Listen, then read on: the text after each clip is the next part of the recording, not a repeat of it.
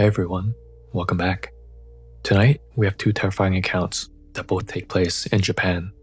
For many Hong Kongers, Japan is a popular tourist destination since it's so close by. These two stories are shared by two different Hong Kong tourists in Japan. After each story, I'll share a little bit about what I personally think happened. If you have any thoughts, please do the same in the comments below. Let's dive right in. Her first story comes from a woman, we'll call her Tina. This particular incident happened to her in the early 2000s. At the time, Tina was engaged. The wedding was coming up soon, and with everything about to change, she decided to take one last short trip with her mom, just the two of them. A quiet getaway to Hakone, Japan. She figured once she gets married, she wouldn't have as much time to take as many mother-daughter trips, so why not make the most of it now? They picked an onsen town, not one of those flashy tourist spots, just a small place tucked in the hills. It wasn't peak season, so most of the hotels they looked at were quite affordable. Tina and her mom found a little inn run by an older couple. Nothing fancy, but the photos showed tatami rooms, steaming onsens, and a beautiful view of the forest. The photos of the inn were beautiful. It seemed peaceful. And at the time, that's exactly what they were looking for, to get away from the hustle and bustle of Hong Kong. After checking in, Tina and her mom brought their luggage up to the room. It was simple, but cozy. Sliding paper doors, futons on the floor.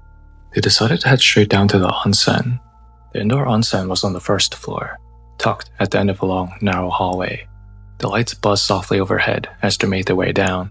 The corridor had that quiet stillness you only get in older inns, where sound seems to vanish the moment you stop talking. The baths were separated by gender. Inside, it was warm and humid. The room was lit by the orange glow of the setting sun, filtering through a wide glass window that looked out toward the hillside. Tina had been looking forward to this part. She imagined soaking in the hot water while watching the sunset. Perfect moment of peace before dinner. It was a nice surprise. The whole onsen was empty. It was just Tina and her mom. They loved it. They had the whole area to themselves, where they could really relax and take in the views. In the center of the bath area, there was a large rectangular bath next to the big glass window, overlooking the forest and hills outside. The sun was already setting, so the sky was a beautiful orange-pink color. Tina and her mom slipped into the bath and eased themselves into the water side by side. The heat wrapped around them almost immediately. Their muscles softened. Their breath slowed. The sun hovered low on the horizon, painting the room in gold. Through the wide glass window, they could see trees swaying gently in the wind, blurred slightly by the steam rising off the water. Tina and her mom chatted about the upcoming wedding ceremony and joked around like they normally do. They were close. When the sun finally disappeared, they decided to try out the other baths in the area. There was a smaller one at the far end, which was extremely hot. It was almost unbearable. There was another, tucked near a stone wall, which was more like an ice plunge. It was way too cold. Eventually, they returned to the main rectangular bath. The temperature was just perfect, just enough to lull the body into stillness without putting you to sleep. Tina leaned back against the edge, arms stretched out, her gaze flicking lazily between her mom and the trees outside. It was almost fully dark now. The view through the window was just dark shapes, trunks and branches under a faint glow of outdoor lights. That's when something strange happened. A sudden rush of cold water current brushed against Tina's left side. It felt like someone pouring a bucket of ice-cold water into the bath. At first, she thought she imagined it, but then her mom shifted too, her shoulders tensing as the same chill passed her. They turned to each other at the same time, a silent look, a shared question. Did you feel that? They both scanned the water. Maybe there was a jet nearby, some kind of hidden pipe that released cooler water to regulate the temperature. But the surface was still. They ran their hands through the water, gently feeling around the edges of the bath. No streams, no hidden jets. The water should have been evenly heated, but that pocket of cold water kept brushing against them as if something had moved through and disturbed the warmth. They exchanged another glance, unease creeping in now, but still saying nothing. Then, Tina froze. Someone else was in the room. She hadn't heard the door open, neither had her mom. But there, in the same bath, in the far corner, There was a woman sitting on the ledge with only her feet in the water. Her posture was still, sitting upright. She was facing the same direction as they were, gazing out the large window into the night. Tina blinked. When did someone come in? She and her mom had been talking and looking around the whole time. They would have noticed someone walking past and joining them in the bath. The woman had long black hair. It hung down over one shoulder, slightly damp at the ends. Tina couldn't see her face clearly, only her side profile. But her face was pretty white, as if she had lots of makeup on. She wasn't moving, just sitting there, staring at the darkness beyond the glass. Then, without turning, the woman began to sing in a really low voice, barely above a whisper. A soft Japanese melody, slow, almost like a lullaby. The sound echoed gently against the tile walls. It didn't seem cheerful or relaxing at all. It made Tina and her mom uneasy. Tina opened her mouth, about to whisper something to her mom. But her mom cut her off gently, her voice calm. "Hey," she said, "I think we've soaked enough, right, Tina? Why don't we head back up and get ready for dinner, yeah?" Tina caught the look in her mom's eyes. That wasn't a question, but a signal that it was time to go, without looking rude in case the woman heard. Tina shut her mouth and gave a small nod. Neither of them said anything more. They rose slowly, the water rippling around them as they made their way to the edge of the bath. And as they moved further away from the woman, the water began to feel warmer again. Tina told herself it was nothing. The woman must have been another guest. Maybe she slipped in while Tina and her mom were chatting and neither of them noticed. Tina's mom was a bit older, and she needed to use the bathroom badly before they headed out of the bath area. She's been holding it while she was in the bath, so she couldn't wait until she got back to the room, so she quickly went to the bathroom section. As Tina waited for her mom, she walked over to the showers to rinse off. Steam clung to the air around her, soft and thick. The room still carried the warmth of the bath. Tina wasn't ready to leave yet, not completely. As she rinsed, she turned back toward the bath, just a glance. The woman was gone. Tina paused. No sound, no movement. Just the surface of the water, calm and empty. Maybe she left. The room was silent again. Tina stood there for a moment. Then she stepped back into the main rectangular bath. Just for a few minutes more, she told herself. Her mom was still in the bathroom. No harm in staying to soak just for a few minutes more. She eased herself in, the heat wrapping around her again. But this time, she scanned the whole room carefully. She checked the smaller baths, the corners, and the benches. No one. She was sure now. The woman had left. Tina floated back toward her old spot and leaned against the edge, arms stretched out again, eyes drifting up to the window. The trees outside were still, black shapes against a darker sky. Everything felt quiet again, almost peaceful. That's when she saw it. About 2 feet from her left hand, something was in the water. Something black, like seaweed, was floating there. Then it floated upward, slowly, as if rising from the bottom of the bath. Tina leaned forward. It was hair. Long strands drifting just beneath the surface, rising, spiraling, slowly taking shape. Then, a face broke the surface. Eyes wide, mouth closed, staring right at her. It was the same woman that was sitting on the ledge of the bath before. Tina's breath caught in her throat. Her heart kicked into her chest. She screamed.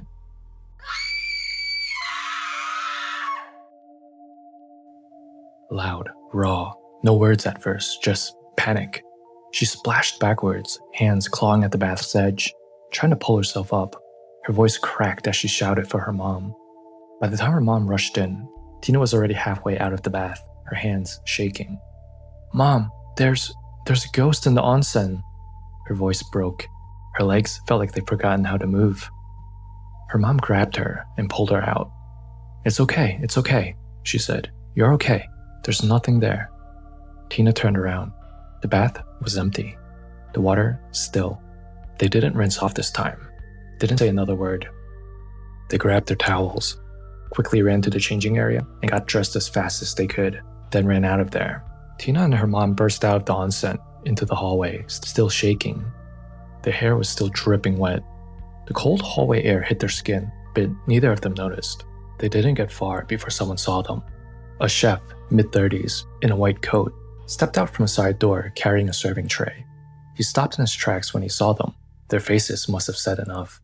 He set down the tray and hurried over, concern written all over his face. In broken Japanese and panicked English, Tina tried to explain. Something in the bath, a woman, the face, the water. The chef's expression shifted. His eyes widened slightly, like he'd heard this before. He didn't say much, just pulled out his phone and called someone immediately. A few hushed sentences. Then he looked back at them. "Please wait, someone is coming." Tina and her mom stood by the wall, wrapped in thin towels, heart still pounding. Neither of them spoke. A few minutes later, a woman arrived. She wasn't wearing a uniform, just a cardigan and long skirt. But the chef stepped back when she appeared, nodding with quiet respect. She looked older, late 60s maybe. The woman approached with a slight bow and apologized. Tina, still shaken, asked a question that had been burning in her chest. Who was that in the bath?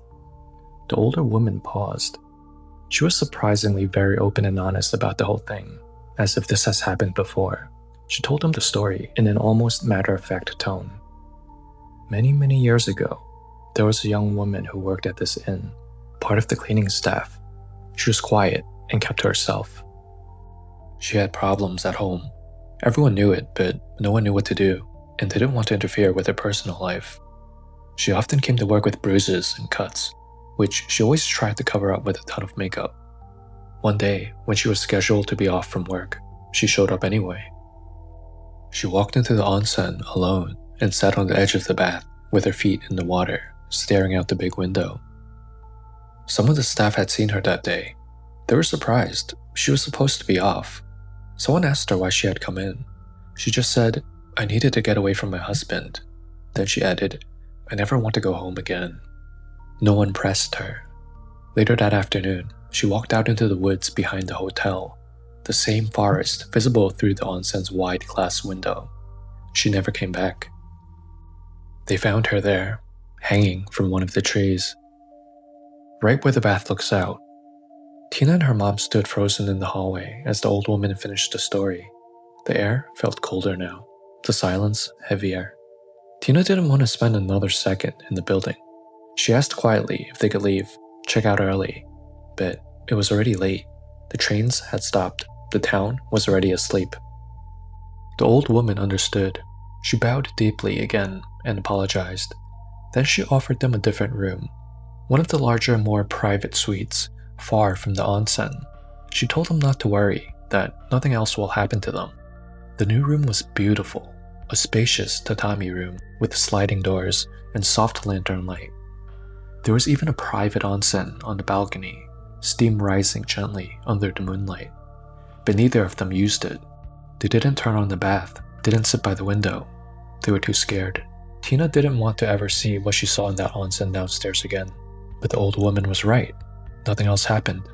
This was the only time in Tina's life where she experienced something like this, but it's something she will never forget. So, what do you guys think happened to Tina and her mom here at the onsen in Japan? Could it be possible that their long exposure to the hot water, especially after traveling, triggered some sort of hallucination?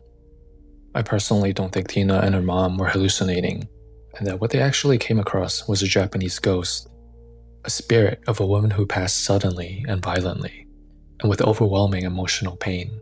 Her spirit most likely lingered, reliving some of her final moments at the end, before everything ended. Many Chinese and Japanese beliefs, spirits who pass in pain or shame may roam until they are acknowledged or helped. They may appear to people who are empathetic, emotionally open, or spiritually unguarded. These encounters aren't always aggressive, but deeply unsettling. Tina was on a personal, emotional trip with her mother, thinking about her own future, family, and change. That emotional openness might have made her more receptive to the ghost. The cold water she felt could be the spirit's energy moving through the space. Yin energy, yumhei, disturbing the warm bath. So why did the spirit only approach Tina after her mom went to the bathroom? The ghost only approaches Tina when she returns alone, perhaps hoping for someone to notice her, or relive her final moments with a witness. Spirits, especially those tied to emotional trauma, often choose their moment. Being alone often makes a person more spiritually exposed, like lowering your defenses. When Tina was with her mom, she was relaxed, distracted, and emotionally buffered. The spirit might have lingered nearby, but chose not to approach. Once her mom left, Tina was isolated, emotionally raw, and in a space tied to death and sorrow. That's when the spirit chose to acknowledge her and approached, sensing Tina was now more susceptible. In Chinese and Southeast Asian belief, certain people, especially elders or mothers, carry a natural yang energy that wards off spirits. Tina's mom may not have realized it, but her presence could have given the ghost some hesitation on approaching. Tina's mother was decisive, pulling Tina out of the bath the moment she felt something was off. Her calm but firm energy might have unconsciously pushed back against the ghost's influence, keeping the encounter from escalating at that moment. The moment she left Tina alone, the protective barrier was gone. In a lot of Cantonese stories, it's common for a parent or elder to unknowingly block a haunting with a strong presence or intuition, sometimes called Yonghei Chong. But ultimately, I don't think the spirit meant any harm. Alright, let's move on to our second incident for today. This one also comes from a Hong Konger who took a short vacation to Japan. The story was shared by a man named Tim. Tim works in HR at a mid-sized company in Hong Kong. After him and his team wrapped up a stressful internal restructure, the department finally hit their targets, and upper management decided to reward the team with a short retreat. 4 days, 3 nights in the Japanese countryside, quiet, remote, and filled with onsens. The plan was simple: rest, soak, and get some much-deserved relaxation. That's what Tim was expecting, a quiet, well-deserved break. But what actually happened was the complete opposite. The hotel was tucked deep in the countryside, surrounded by trees and mountains. There was no train station nearby, no bus stop, and only one tiny convenience store, about 10 minutes away on foot. Cell reception was weak. The building itself was made entirely of wood, old, creaky, but beautifully kept. It had the feeling of a traditional inn that had been standing quietly next to the mountain for decades. Despite its age, everything inside was spotless: neatly folded towels and tatami mats that looked freshly cleaned. At check-in, they were greeted by an elderly couple who ran the place, soft-spoken, polite, and clearly very proud of their little hotel. Everyone was in good spirits. For most of them, it was their first time going on a company trip, and the mood was light the moment they arrived. After such a stressful project, Tim had been looking forward to this. No meetings, no reports, just a few slow days in the countryside. He pictured himself soaking in the hot springs, chatting over mahjong games late at night with his coworkers, and enjoying the rare silence away from the city. The hotel wasn't perfect, a little dated, and the lighting in the halls were pretty dim, but it had everything they needed. The rooms were comfortable, the baths were clean, and most importantly, it was quiet. The hallway that led to the guest rooms was lined with old paintings. Most of them were traditional landscapes: mountains, rivers, old temples, faded but harmless. By the time everyone had settled into their rooms, night had already fallen. Some of the team decided to head out for a short walk, curious to explore the quiet little town. Others, worn out from the weekend of travel, stayed in and took a nap. Tim had made up his mind. All he wanted to do was soak in the onsen. He headed downstairs alone, glad to have it to himself. None of the others were interested yet, which made it even better. The outdoor bath was empty when he arrived.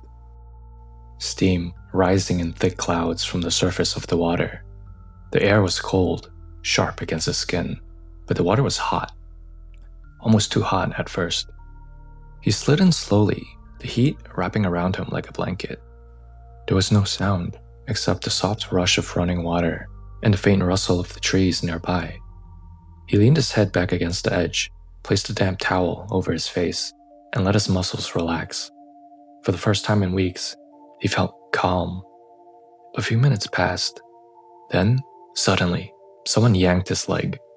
It wasn't a gentle tug. It was fast and violent, enough to make his upper body jerk forward and nearly dipped his face into the water. The towel slipped from his forehead. His heart was racing. He looked around immediately, water sloshing as he turned. "What the heck?" he muttered, expecting to see one of his coworkers laughing nearby. But the onsen was empty, just steam rising and swirling into the cold night air. Tim stood up to scan the area, behind the rocks, near the changing area, but there was no one there. A chill ran through him, and not from the wind. He grabbed a dry towel, wrapped it around himself, and made his way quickly back to his room, trying to rationalize what had just happened. Maybe he imagined it. Maybe it was a cramp or the way he moved. But back in his room as he dried off, he noticed something that made him stop. On the lower part of his leg, the one that had just been pulled earlier, were 3 distinct scratch marks, faint but deep enough to break the skin. As if someone had dragged their fingernails straight across it. Did someone try to drag me under? Tim wondered as he looked at the scratches on his leg. But he didn't dwell on it for long. He put on his pajamas, lay down on his futon, and tried to convince himself it was nothing, just a strange moment in a strange place. He didn't bring it up with the others, fearing no one would believe him. By morning, things felt normal again. After breakfast, the group set out to visit a nearby temple, one of the oldest in the region, tucked away in the mountains above the town. The locals told them it had a long history, and since they were in the area, they figured it would be a nice way to spend the day. Make an offering, wish for health, luck, maybe another strong year ahead for work. But the moment Tim stepped through the temple gates, something felt wrong. A wave of dizziness hit him suddenly. His stomach twisted. The smell of the incense, which usually calmed him, only made it worse. He blinked hard, trying to steady himself. Maybe I ate something bad, he thought. But the nausea didn't feel like food poisoning. It felt deeper, like his body was pushing back against something. Still, he didn't want to ruin the mood. He followed the others, kept his head down, and forced himself to walk. But halfway through the temple grounds, he couldn't hold it anymore. He slipped away from the group and found the restroom. Inside, he leaned over the sink and vomited hard. What came out didn't make any sense. It wasn't food. It wasn't bile. It was a thick, grayish, black sludge, almost muddy, with a strange smell he couldn't place. Tim stared at it in the sink, dazed, trying to understand what he was seeing.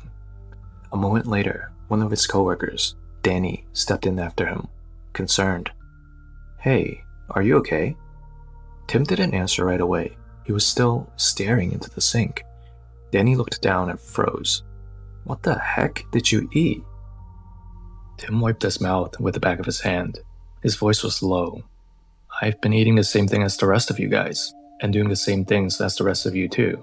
The only time I went off on my own was last night, when I went to soak." He paused, then slowly rolled up the leg of his pants, revealing the 3 faint but still visible scratches near his ankle. "I went to the onsen last night," he said, "by myself." Then he told Danny everything. The feeling of being pulled, the empty bath, the steam, the scratches, all of it. Danny knew a bit of Japanese, just enough to get by. He helped steady Tim out of the bathroom and approached one of the monks standing near the main hall. Tim stayed back, leaning against the post, feeling worse by the minute. The dizziness was getting worse. His limbs were heavy, and the nausea still lingering in the back of his throat. The monk glanced over at Tim. Then he spoke quickly to Danny in a low, serious tone. Danny nodded, then turned back. "The monk says something's clinging to you," Danny said. "Some kind of negative energy. It's starting to take hold." Without asking for anything, the monk disappeared into a small room in the back of the temple. A few minutes later, he returned with a plain Ziploc bag filled with coarse white salt. He handed it over to Tim and gave instructions through Danny's translation. "Use half of the salt in a bath, soak in it tonight. The other half, burn it in your room." He didn't explain further, and he didn't take any money. That night, back at the inn, Tim followed the monk's instructions. He filled up the wooden bathtub in his room, added half the salt, and let it dissolve in the hot water. The other half, he placed in a shallow metal tray he found in the room. Salt didn't burn easily, so it took him a few tries. He used a bit of lighter fluid from a pocket lighter he borrowed from one of his coworkers that smokes. It definitely took a few tries to get it going, but eventually, the salt caught. Then, faintly, from somewhere he couldn't place, Tim thought he heard a scream. It was distant, muffled, like someone yelling through layers of water or from behind a wall. He froze, listening, but it never came again. 10 minutes later, he started to feel better already. The heaviness lifted from his limbs. He didn't feel entirely back to normal yet, but the fog in his head was clearing. His stomach settled. His skin no longer felt cold. For the first time since the incident at the onsen, he felt okay. Later that evening, he even had the energy to rejoin the others for a short night walk around the village. When the trip ended and they returned to Hong Kong, Tim couldn't shake what had happened, so he started looking into the area, the inn, the town, the mountain it sat beside. What he found made his skin crawl. The region had a long history of earthquakes, some dating back to more than a century. Many people had died in this area. Some were buried, others were never found. Tim kept thinking back to the onsen, the hand that grabbed his leg, the strength of it, the way it had yanked him downward. Could it have been one of them? Someone who never left? He never got an answer. But he couldn't help wondering, what would have happened if they hadn't stopped by that temple? So, what do you guys think happened to Tim on this company trip? In both Japanese and Chinese culture, spirits of people who passed away violently or without proper burial rites are often believed to become wandering souls. Since the hotel was so close to an old disaster site, where many bodies were never recovered, it's very possible that the area is filled with unsatisfied spirits. These spirits are usually known to linger around water, since water is seen as a boundary between the living and the spiritual world. The pulling of Tim's leg could have been an attempt to drag him into its realm. Also, in Japanese tradition, going to certain spiritual hotspots like old temples, mountain paths, or onsens at night, it's frowned upon. It's believed that going to these places alone makes you vulnerable to spiritual attachment. These places are said to have high yin energy. In Chinese, this is yamhei, so spirits love to gather in places like these. Salt is deeply significant in both Japanese and Chinese purification rituals. The burning of salt, while uncommon, might have acted like a shock to the spirit. Not a formal exorcism, but enough to sever the attachment violently. The faint scream that Tim heard could represent the final release, the spirit being driven away, not pain in a literal sense, but an echo of separation. He burned the salt, essentially creating a barrier that forced it out. So I think that Tim was actually very lucky that his group happened to go visit the temple that day, because if it wasn't for the salt given to him there, I think he might have become slowly possessed. From the perspective of traditional East Asian spiritual beliefs, it's much easier to remove a spirit attachment early on, before it fully embeds itself. So Tim was extremely lucky he severed it. At the time he did. Early stage attachment is weak and unstable. When the spirit first latches onto someone, it's usually through a temporary opening, like emotional vulnerability, physical exhaustion, or if the person enters a spiritually unclean place alone, as Tim unknowingly did. In this early phase, the spirit hasn't fully been able to merge with Tim's life energy yet. It's more like a parasite, trying to find a foothold. At this stage, simple purification rituals like salt baths and burning incense or visiting a temple are usually enough to repel or sever this connection. The longer it stays, the deeper the bond becomes, and the more it starts to affect the person's health, mind, and luck.